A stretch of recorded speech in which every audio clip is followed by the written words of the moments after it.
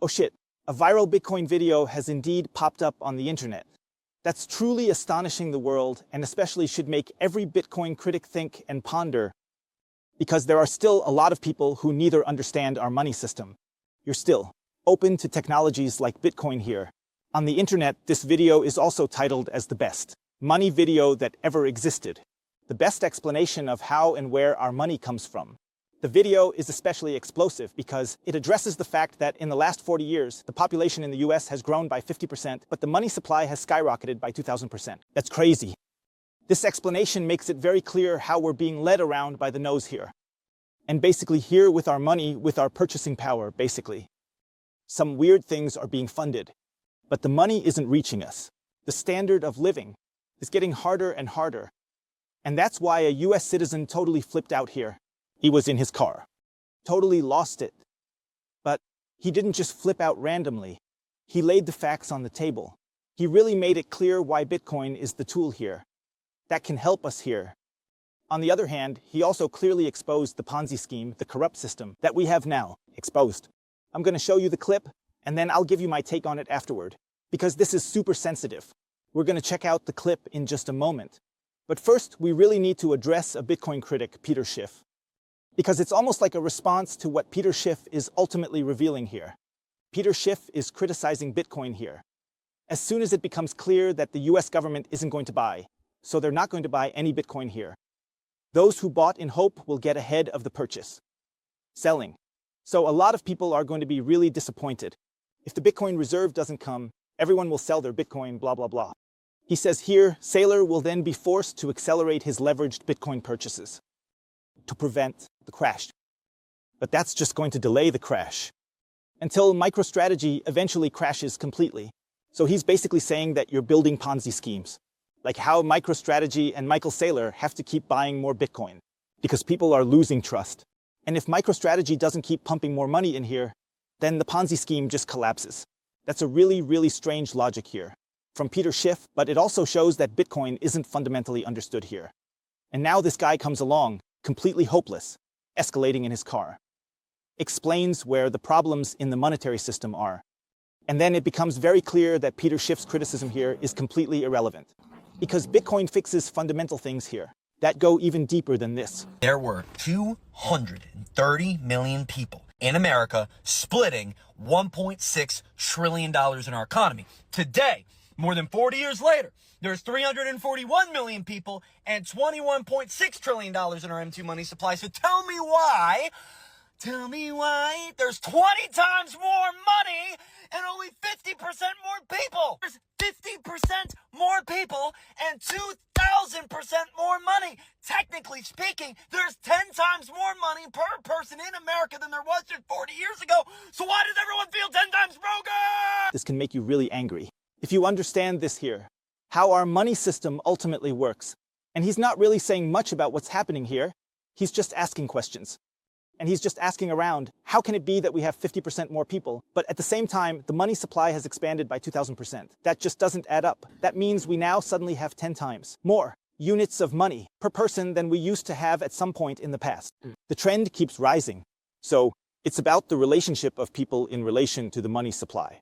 That means, for example, if we have more people and then the money supply expands a bit along with productivity. If something goes up, that's always the MMT theory, then the flexible money supply would work somewhat here too. That means we're seeing productivity increase by 2%. Then let's do a little, I would say, increase the money supply, then we'll have better demographics. More people, maybe another 1 or 2% more per year, then maybe we'll make a little more money. We've lost track of relationships. More money printed than growth. Money loses value. There's a lot more money being printed than there is productivity growth and new populations. And then it just leads to the effect where money keeps losing its value. It's like saying you're 10 times more broke now than you were back in the day. You also have to honestly say that often the comparisons made with Bitcoin aren't quite accurate. Because you don't see here that, for example, the population has also grown compared to earlier times. For example, if you look back to 1971 or even earlier times, people like to make that comparison. Yeah, the money supply has definitely increased by this percentage. But you have to be honest about it, that, for example, the population has also increased. And then it gets distributed again. That means you really have to put all of that into perspective. But in the end, what you need to take away from this is that you're being massively misled here. You're being massively misled. And this is a question everyone should really ask themselves. Everyone in school, every employee should ask themselves this question. Why could it be that the money supply has expanded by 2,000% here, while at the same time the population has only grown by 50%? That's it. There has to be something wrong. In 1971, we released ourselves from the gold standard. In 1976, we went into a crash. In 1981, we started Reaganomics. 1989, we cemented in Reaganomics. And Reaganomics cemented in one thing. The top get the money, and they trickle it down to everybody else. But guess what? Through the 90s, through the early 2000s, through the 2010s, guess what happened? The money went up top, and it started to... Ooh, wait. Why would we trickle this down? Let's keep it up here. Ooh, let's invest over there. Ooh, why do we buy that? Ooh, hey! We don't gotta give them the money. The money is in the top. The money is held by the investors, the asset holders, the big boys, the big girls. Why? Something called the Cantillon effect. The Cantillon effect states that whenever money is added into our economy, by the way, he's a 18th century French economist. Oui. He stated that when money is printed, added into the economy, quantitative easing, mint printing, whatever you want to do, that only two parties benefit: the people printing it and the people that have assets. The people at the top who get the money first before it's inflated, and the people who have assets that are going to grow in value because there's more money in the economy. Guys, there is 10 times more money per head in America, but yet more Americans day by day feel broker than they've ever felt like getting started's more impossible than it's ever been, and statistically they're right, because since 1981, the cost to get started in America has never superseded the median income made in America, and 2023 and 24 were the first years that happened for the first time, meaning the median... Follow me on this. I have to say, even though this is actually a sad topic, the way he presents it really makes it enjoyable to watch. Right, the excitement really comes through here. And in the end, a very simple topic is being addressed here, and that's the Cantillon effect. That's something that very, very few people here really understand. There are various things going around here, like, for example, the gold standard was abolished in 1971. Then later, there was Reaganomics, where he says that Reagan caused the redistributions to become even more extreme. So the money was redistributed from the savers to the people sitting at the money printer. And the most important thing to take away from this is that since 1971, but especially since the 80s, 90s, and then the 2000s, so far, the whole Cantillon effect has just gotten worse. That means more and more money is flowing from savers to people who are at the money printer. He said basically there are only two beneficiaries of the current money system, and on one side it's the people who print the money, and on the other side the people who own assets, because that's pretty clear too. That when we have a fiat money system, meaning a system where we can print unlimited money, sure, infinitely, there's somewhere a limit, because otherwise the whole thing would hyperinflate, which we've seen happen before. Crashers, it's also about crashers here. One, which by the way is also due to all the boom and bust cycles caused by fiat money. But he says here the two classes are the money printers and the people with assets. They benefit the most here, and it's really, really easy to explain. Because when you take out new loans now, that's what the ticker says. Then later, from the top, it just keeps going down to the people who are closest to the money printer. And it's the central banks, those are the states, but also people who have assets, like those who own stocks, real estate, or even Bitcoin. These people can now get new money with loans, have access to new capital. And what happens with this capital? Of course, some of it also goes into the economy. A few people are buying apples, bananas, papayas, or whatever. And that means that the people who already own assets benefit indirectly from this money creation process. Because basically the loans from other people are pushing their assets up. Or on the other side, there are people who are getting themselves into debt, people who are taking out loans themselves. Those are the central banks, or the states that are financed through the central banks are basically the first ones to skim off the money. They get hit with the massive, let's say, Cantillon effect here. That means they have the biggest increase in purchasing power here. And the further it trickles down, the more it affects people who, for example, don't have access to capital. People who just save aren't benefiting from this at all, because prices are just getting more expensive, because there's now more money in circulation. That's exactly what he's saying here again. How can that be? That basically the population is growing by 50%, but the money supply is increasing by 2,000%. And then you just end up here, 10 times broker. You just have to get that this is a very, very sneaky trick with which you can increasingly wriggle out through Bitcoin. Because Bitcoin isn't just, let's say, inflated here. And with Bitcoin, there's really no Cantillon effect. There's no one who schemes off the cheap money at the beginning. or something like that, because money isn't just produced out of thin air and everyone tends to. Today, you can get involved with Bitcoin.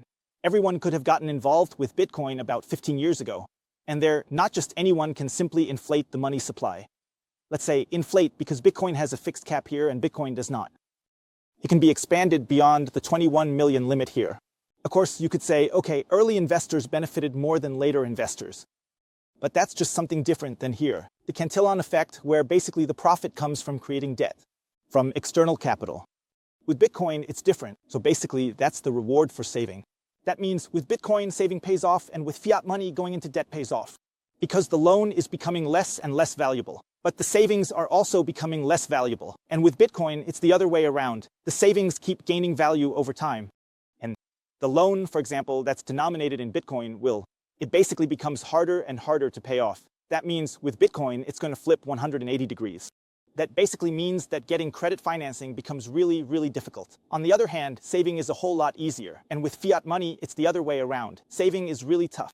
But getting credit financing to get started in America, having a house, 2 kids, white picket fence, paying for food, gas, phone, health insurance. 1981, the median household income, you made enough to get it started. In 23 and 24, those lines crossed. In fact, the cost to get started in America, having a mortgage, 2 kids, 2 used cars, gas and insurance in those cars, I got these numbers right here. Not just reading off nothing. 1 bout of student debt in the house, power, food, phone, and health insurance. In 1981, if you were doing all of that, you were paying $2,171 a month. In 1989, it was $2,291 a month. In 1998, it was $2,636 per month. You know how much it is in 2024 for the same exact metrics? $7,368. That's $88,416 a year. Do you know what the median income is in America? It's 70 grand. Sorry, 74 grand. 74 grand. You're $14,000 behind if you're at the median level, and most people getting started in America haven't even made it to the median level yet. So tell me how millions of Americans who have not gotten started plan to get started. Because many of them feel broker than ever, even though there's 10 times as much money available. People feel poorer now than they did 30, 40, 50 years ago. And he's just making the comparison between the incomes you have now and what you had back then. What you could afford back then. What you could afford now. He just says, so the standard income, back then you could somehow buy a house. You could pay the mortgage for it. You could pay off the loan installments. You could afford phone, gas, electricity, you name it. The whole deal, you could also go on vacation with your wife or your kids or something. That was all part of just a standard salary back then. And today, that's just not the case. If you have a standard salary today, you just can't afford to buy a house. Then you can't just go on vacation twice a year. Somehow, still pay all your other bills. But then you might have to go into debt. You have to take on credit card debt or something to keep up with the standard of living here. And that's ultimately due to cheap money, due to fiat money, Cantillon effect. And that's really, really nasty. And this is exactly where it comes in. Bitcoin comes into play because people who are living on a Bitcoin standard are realizing, hey, the house isn't getting more expensive, it's actually getting cheaper. Food isn't always getting more expensive, it's actually getting cheaper. Of course, in the long run. In the short term, there are small fluctuations. But in my opinion, this Cantillon effect can really only be reversed by Bitcoin right now. And that's why Bitcoin is so relevant in relation to this video. And if you want to buy Bitcoin now, I'll put a link down below for you. 21 Bitcoin. Here you can easily buy Bitcoin. And here, with the code Bitcoin, you can still get up to 20% off the fees when buying Bitcoin. See you later. Peace out.